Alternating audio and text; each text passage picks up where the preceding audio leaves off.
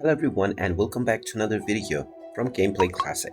In this video, I'm going to show you how to change the language on the FIFA mobile game. So let's get started right away.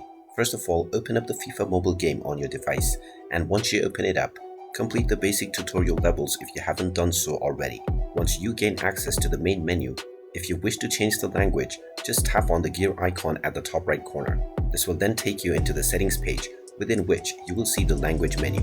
Tap on the edit icon at the right side, and now you will have the option to choose your desired language from the list of available ones. You also have the option to use whatever system language you are using. You can change from this by simply tapping on your desired language. Once you choose your language, tap on the continue button, and this will restart your game and take you back into the main menu with your chosen preferred language. And you can go back to this menu as many times as you want to change your language within your game. And there you have it.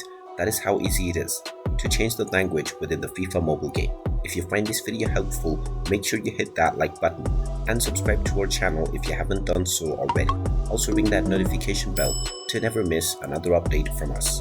Thank you for watching, and I will see you again in the next video.